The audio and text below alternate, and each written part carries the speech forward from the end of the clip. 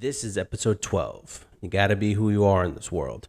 I'm Mark Denny. I love movies. I'm all about the movie going experience. So much so, I created a show called The Weekly Reference just so I had a place to geek out for a little bit. If you found this on YouTube, Spotify, Apple Podcasts, etc., I really appreciate you stopping by to check this out. On this week's episode, we got to talk about the new Highest to Lowest trailer. We also got to talk about Matt Smith joining the Starfighter film. And then lastly, the main topic, just kind of want to talk about a little bit about me, a little bit about my dreams and passions, what I've done and what I kind of want to set out to do. But yeah, that's what I want to share. So let's get into it. So Mark's Top 5 for this week, it's covering from August 4th through August 8th. This week, they dropped the new trailer for Highest to Lowest. This is that new Denzel Washington movie. A$AP Rocky's in there. Jeffrey Wright. It's directed by Spike Lee. And it looks pretty awesome. It looks like this crime thriller. There's a ransom hostage situation. It looks like Denzel plays this record executive.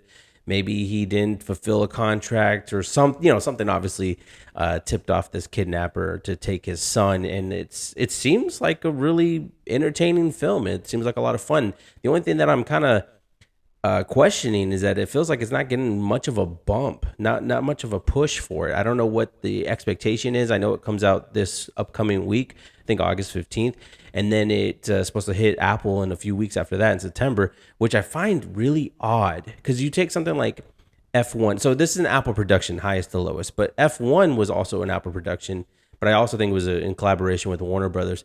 However, they put out F1 and it was like one of the bigger hits of the summer. It's also being boasted around that it's the highest grossing film of Brad Pitt's filmography in terms of him leading movies. Previously was World War Z, so it's kind of awesome to have F1 overtake that. It's a great film. You should check it out if you haven't seen it. But like, that was an Apple production. So I'm surprised they didn't hey, you know what? Let's promote our next movie and see if we can get as many eyes on here as possible. It seems like it's very much, I don't know, maybe it's just the deal of it all. Like, hey, it's coming out wide in August, but you can catch it at home in September. It just, I don't know, it feels a little funky. I don't know. And I haven't heard much buzz about it. I know that I think it's fresh in Rotten Tomatoes because I think it premiered at some festival and people who got to see it enjoyed it. I could be mistaken, but I'm pretty sure I saw that it was fresh. So I'm just kind of interested in why they haven't been trying to promote this as heavily as they probably should have. I mean, it's Denzel Washington. I mean, he was just in Gladiator 2, which he was phenomenal. He either almost got an Academy Award or a nomination, or he just was heavily promoted during that time frame to get a nomination. I can't remember if he actually secured a nomination or not. I'm kind of thinking he did, but yeah, I don't know. It's so weird, and I'm a big Denzel fan, so I'm curious about this movie. I want to check it out. Next, Matt Smith joins Ryan Gosling's new Star Wars film, the Starfighter movie. It's directed by Sean Levy, who just had an awesome, successful last year run with Deadpool and Wolverine. He's an awesome director. Did Real Steel. This Is Where I Leave You. I think he does a really great job in terms of his filmography. And so I'm excited to see what this one turns out because honestly, we haven't seen anything of note Star Wars related in a long time, at least theatrically. It's been kind of slim pickings and it's been kind of sad. I know they have a Mandalorian movie coming out, but to have something actually feel, what's the word I'm looking for? For some reason I want to say authentic, but that's not what the word I'm trying to think of. To actually have something that seems like it's disconnected from the larger universe, like it's in the universe, but it's disconnected from the Skywalker stuff, and that's what I'm trying to say. Like it seems like an original film taking place in the Star Wars universe, and so it's been a while since we had anything like that, and it feels like it's not going to be a bunch of callbacks and stuff like that. It's going to be its own little thing that maybe will set up some type of potential franchise within the Star Wars universe because they really need one beyond the Skywalker episode ones. But yeah, this one really doesn't come out until May 2027. Matt Smith, I hear, is a great actor. I honestly haven't seen any projects that he's in other than Morbius, where he's like the villain. But I haven't seen Doctor Who, and I've maybe seen an episode of House of Dragon. I hear that he's a great actor. And so just hearing that is enough to me. Like, all right, well, they got Ryan Gosling, they got Sean Levy. Like, so there's obviously some quality within this film already. Like, there's already a standard. So to add Matt Smith and add Mia Goth, like, that's just another thing of just adding to it, right? It's not it's not taking anything away from it. It's not lowering the quality at all. They're obviously casting it around Ryan Gosling and to keeping it to that type of quality control. So I just think it's a promising casting, and I know I think I've seen clips of him being a villain before. I know he's in this upcoming film, Caught Stealing, which I'm really interested in seeing. But yeah, like, yeah, it's you're adding someone talented. Awesome. Let's see. Let's hopefully make a new franchise within the Star Wars universe. That'd be nice. Another trailer drop for If I Had Legs, I'd Kick You, which I wasn't anything that I expected, because the title alone makes it seem like, okay, maybe this woman doesn't have any legs. This one stars Rose Byrne. Obviously, it's she has legs. She's walking and running in the trailer. So I don't know if obviously it's like some type of metaphor, some type of allegory. But it looks like she's trying to take care of her sick child, or her roof caves in. Like, her world is kind of falling apart. She goes to therapy and all this stuff. And it's like this weird, like, it's got this psychological thing in there that it reminded me of Night Bitch with Amy Adams, which I didn't really make it through. It wasn't my cup of tea. I was just like, it was an interesting idea, and then it just lost me. But this one seems like a darker version of that. More, I don't know, more dramatic or something. Rose Byrne looks like she's an amazing actress. So it just looks like she's just delivering her all in this trailer. And then to see Conan O'Brien as this serious therapist, I'm sure he's gonna have comedic moments, but it was kind of weird to see him in a different light. And I remember hearing him talk about this movie not too long ago. I can't remember which podcast it was. He was talking about this movie in particular, and I was excited then to hear about it and to see to see the trailer. I was like, okay. And this one comes out October 10th of this year, so I hope it's a good movie, man. I hope it is. Next, James Gunn, I guess during an earnings call or one of those investor things who knows when these things are happening, by the way.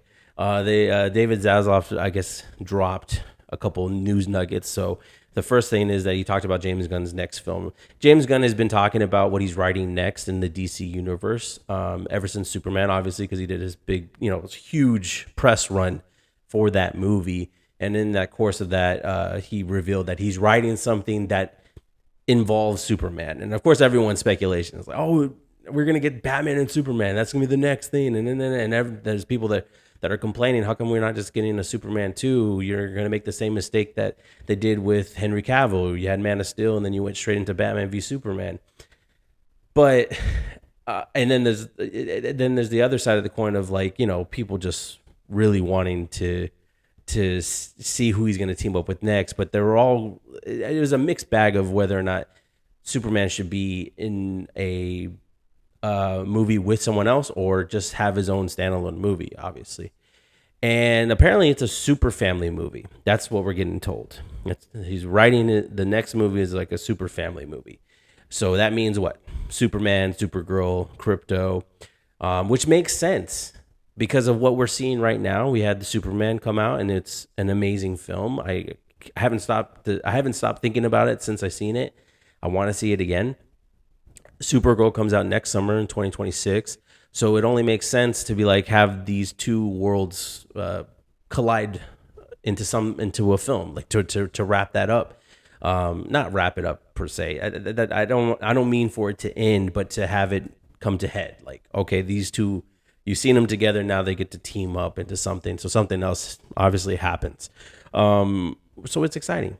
It's awesome. James Gunn is an amazing writer. He's hella inspiring when it comes to writing, because I don't know how he does it.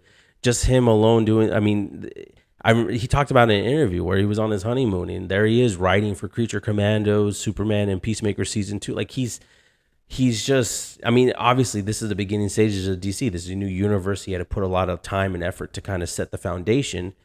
But like, just listen to him talk about writing. It's so fascinating, and it's so like, you know what? You're right. You are so right. You could have a terrible day writing, but maybe when you get to the end of the day, you go, wow, you know what? This isn't as bad as I thought it was. Or, whatever, just write. he doesn't believe in writer's block and all that stuff. And so, man, I wish I had that mentality. But yeah. And then the other thing that was dropped during this call, I guess, was that the Batman Part 2 is going to start filming in spring of 2026, because they're trying to make the release date of 2027. I think October 2027, if I'm not mistaken. This is exciting because now, okay, obviously the script has been read. They're in some form of like, yeah, this works. Whether or not they're doing another draft is unknown. Any punch ups or anything like that, or they were just like, yo, I like what I see. Let's go ahead. Everything's the way the studio system works and how everything's getting pumped out at certain levels. And they already did a part 1, so I'm sure there's some things that they got to revisit and take into account and already have in place to make the sequel. And I don't know, but it's still exciting news nevertheless. We're getting a Robert Pattinson sequel. I think it'll be nice. I think I would have been disappointed had they decided, you know what, we're restarting it. I know you did the Batman. It was really great, but we want to introduce our Batman. But James is really good about like, hey, you're going to know the difference. You got the Robert Pattinson series, and then you're going to have whoever we decide to cast, and the type of tone that we're going to have with our Batman. And so it's I feel like tonally it's going to be different.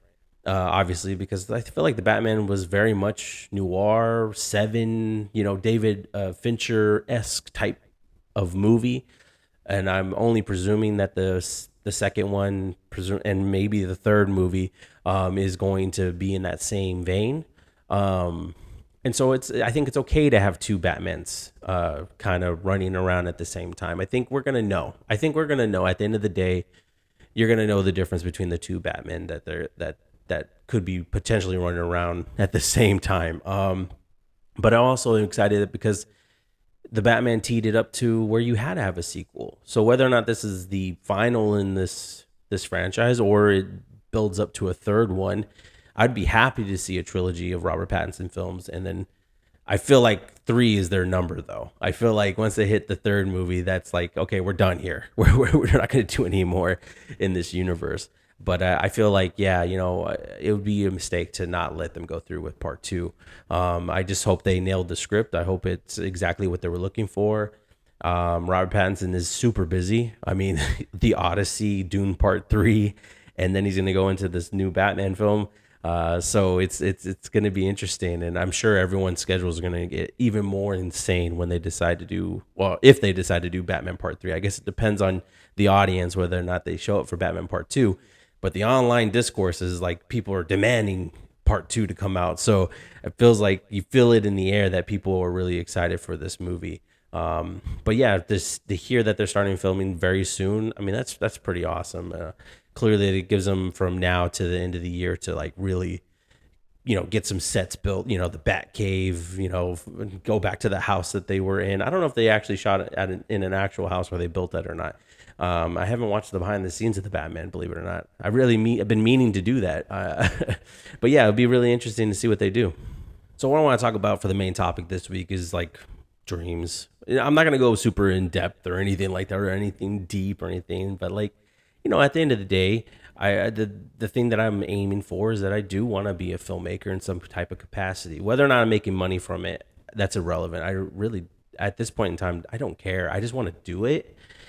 And with that being said, it feels like I'm constantly in my own way. And I don't know if anybody else feels that way. I feel like I am. I feel like a lot of people may feel that same way of like, you know what? I have all these ideas and I just don't know how to focus on it. And that's what it is. It's like I have so many ideas in my head running at any given moment, and I want to write. But when I get in front of my computer, it's like they all hide. They all hide in the crevices of my mind, and I can't. Well, man, what was I thinking about? Trying to, but in my brain is just constantly running when I'm like, not working or when I'm just not occupied and I'm just sitting there. I'm thinking of like, oh man, that movie would be so sick. I want to do that. I should write that idea down. And then the computer makes it seem like I'm climbing Mount Everest.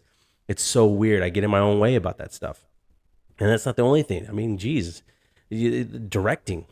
Like, I feel like I have a camera. I know what I got to do. Just point and shoot. And just like, even if I don't write it, let's go and film. Let me just go do it. And I get in my way because I'm like, what do I start with? what do I film first? There's so much that I want to do. And so it just becomes this really insane cycle of just intimidation. And I can't seem to like clear my mind long enough to just go and do.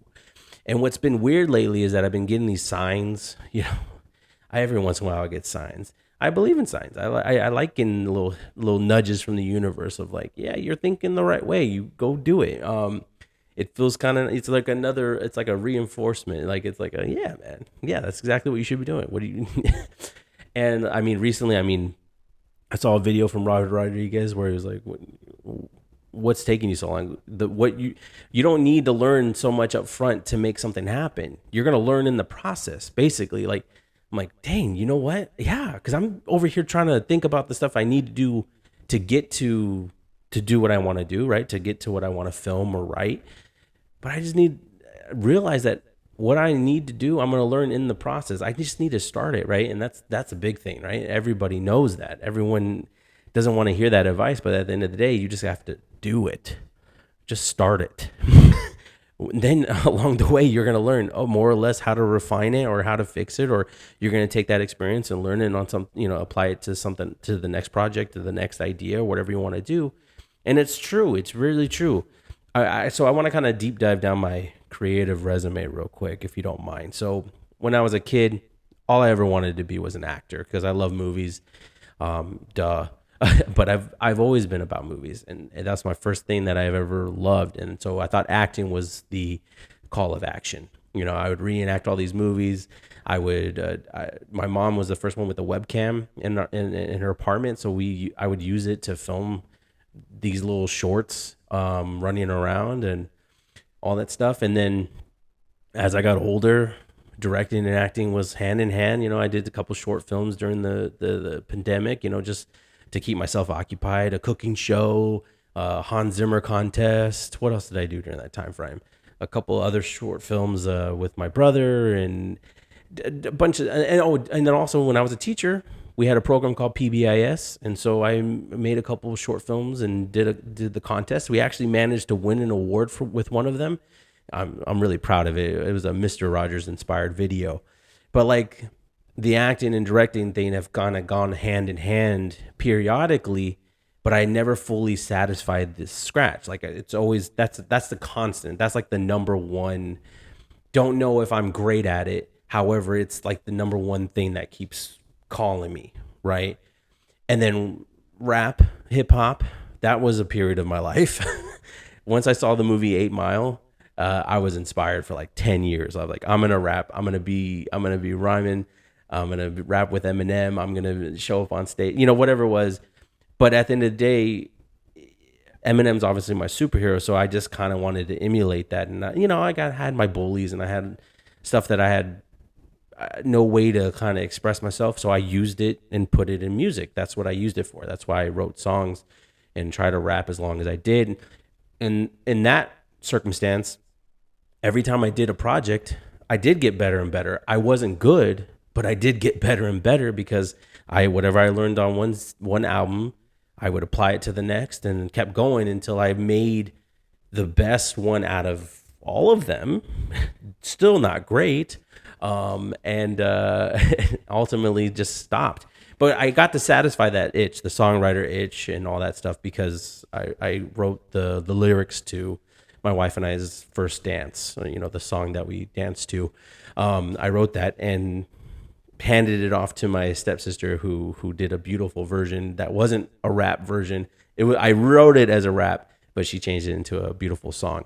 But I felt like, okay, I can breathe. I can stop thinking about trying to be a songwriter or stop being an artist or whatever, or a hip hop artist. And plus I don't fit that mold. It doesn't make any sense. I shouldn't be thinking like that.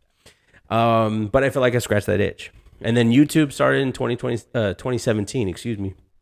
Marking the movies.